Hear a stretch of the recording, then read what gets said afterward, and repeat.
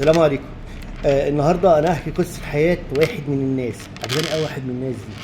واحد من الشعب، واحد من العامه، واحد من الناس الغلابه، واحد من الناس اللي شقت حياتها، واحد من الناس اللي تعبت على نفسها، واحد من الناس اللي بيحاول يغير من ظروفه الاجتماعيه وكل شيء يعني.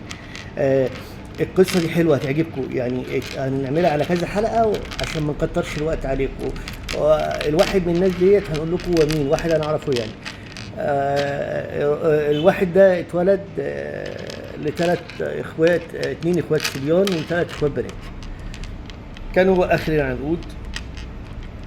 من صغره هو لوحده كان عنده احساس دائم بالمسؤوليه، يعني من وهو مثلا عنده 6 سنين 7 سنين عنده احساس بالمسؤوليه.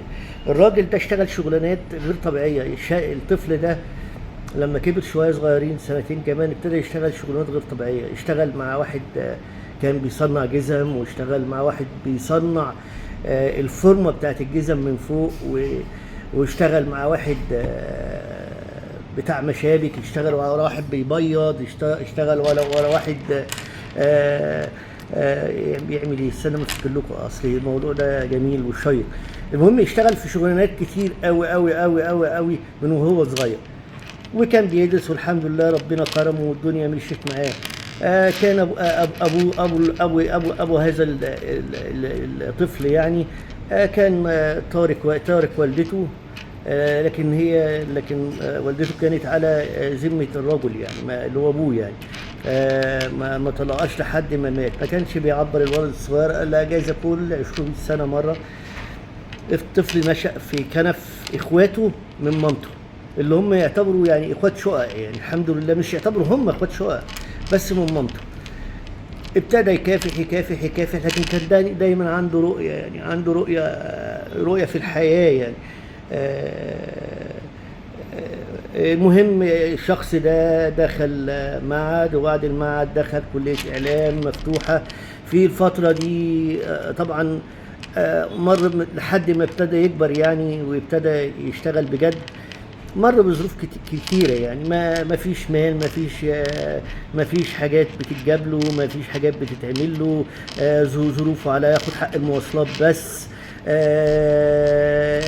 عادي. اتعود ان هو اي حاجة موجودة في بيته ياكلها. اتعود ان هو اي حاجة يعيش عليها. ما فيش لبس، كله لبس مستعمل من اخواته، او كان بينزل بيشتري من وكالة البلح. وكالة البلح دي بيسموها ايطاليا مصر، يعني الاماكن اللي يبقى فيها لبس مستعمل يعني. واول بنطلون جينز جاله في حياته كان بعد ما دخل اولى ثانوي. وطبعا مش هقول لكم البنطلون ده قعد معاه قد ايه. كان دايما بيلبس لبس اخواته الكبار، فكان شكله عارفين انتوا اللي هو ايه، مش عارف. ساعات عمنا فؤاد المهندس الله يرحمه الممثل العظيم كان بيلبس بدل كده واسعه عليه، وافضل يعني هو يفضل يشمر فيها لحد ما تيجي على قده يعني. كانوا ظروفهم على قدهم جدا جدا جدا جدا يعني. كانت الاكله المشهوره في بيتهم الجبنه يعني. ما كانش تقريبا بياكل يعني، معظم الوقت كانت هي اللي موجوده يعني.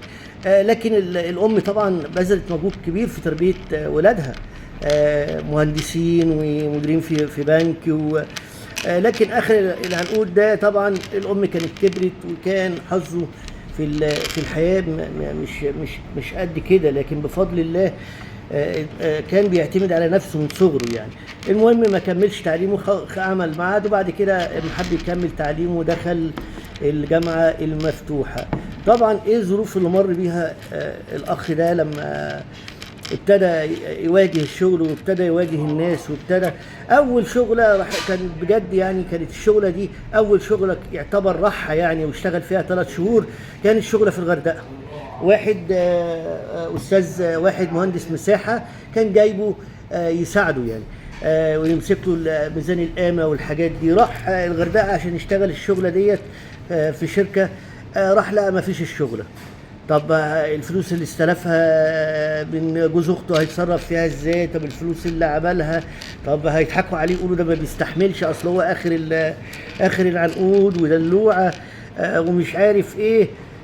المهم اي حاجه بقى يشتغل فيها. يشتغل يشيل الزباله، يشتغل ينزل عربيات اسمنت، وهو يعتبر لسه كان يعني في تانية ثانوي ينزل عربيات اسمنت مع الناس زمايله، يشتغل يشيل طوب ورمل واسمنت ويوديها للبنا، يشيل طوب واسمنت للبنا، يشتغل ويشيل اسمنت ورمل وميه يوديها بتاع المحاره، يودي بتاع المحاره. وما كانش معاه، والشركه في الفتره دي قفلت الفلوس على الناس، ما كانتش جايبه فلوس، فكنا بنشتغل واحنا كلنا ما معناش فلوس. بقى الاكله اللي هو كان بيدور عليها يعني هو ما كانش اكل. اصل الناس تطلع تقول لك اصل احنا لا، يعني فعلا ساعات كنا بناكل من الزباله عشان نقدر نعيش. يعني ساعات الشخص ده كان بياكل من الزباله عشان يقدر يعيش، كان بيلف على بق الميه. طبعا الميه ما كانتش بتجي لنا في حنفيات، احنا كنا شغالين في الموقع والميه كانت بتجي لنا في براميل، سواء هي مصديه او ميه كنا بنشرب. وكنا نلف على الميه دي بكذا كيلو. والاكل كان الاكله المشهوره اللي كنا بنعملها كان شويه زيت مع شويه بصل، نحمرهم كده ونقعد ناكلهم بعيش او الملح بالعيش ده. يعني ما كانش فيه، كانت الدنيا متكحرطه. وكان بيشتغل ويشيل ويعمل ويشتغل مع، عارفين الفاعل طبعا اللي بيلم ورا كل الناس في التنظيف والكلام ده، واشتغل. وكان لما ياخد 5 جنيه اكنه خد الدنيا، وكان يوم اجازته يدور على اي شغل عشان يجيب 5 جنيه. ده حقيقي يا جماعه، انا بوريكم ان الدنيا مش مفروشه للناس. يعني بقول لي انا بقول الكلام ده ليه؟ بقول عشان عيالنا وبناتنا اللي هم اللي ظروفهم على قدهم ولازم يغيروا الواقع. مش اسهل حاجه مثلا تروح في بعض المناطق الشعبيه، مش كلها، او بعض بلاش الشعبيه دي حاجه عظيمه، يعني مناطق عشوائيه تلاقي الشباب شغالين في المخدرات، اسهل حاجه ليهم. وكان هو شايف كل الكلام ده حواليه، وشايف الناس اللي شغاله في الغلط، وشايف الفلوس اللي بتيجي بالساهل. هو ما اتجهش للطريق ده، وهذا بفضل الله عليه. فهو دي اللي احنا عايزين نقوله. يا عمي انت لما تتولد، او انت يا بنتي لما تولدي، 90% من الشعب المصري ظروفه تعبانه، وخصوصا في الوقت ده. فلازم من صغركم تتعودوا تغيروا حياتكم، ما تستسلموش للامر الواقع، ما تستسلموش للظروف. يا جدعان احنا كنا يعني واحنا صغيرين من ظروفنا كان الواحد بيخرج ما كانش في حاجه بالبيت، كان يلبس الفانيلا بس يخرج في الشارع من قله ان ما عندوش. يعني احنا كنا يعني الكلام ده احنا بنقوله ليه؟ بنقوله مش عشان نفضح نفسينا، احنا بنقوله عشان عيالنا الصغيرين يفهموا ان الشغل حاجه مهمه، وان هم يطوروا من حياتهم حاجه مهمه، وان هم يحسنوا لنفسهم حاجه مهمه. هنقفل الحلقه كده ونكمل المره الجايه ونكمل بقيه القصه.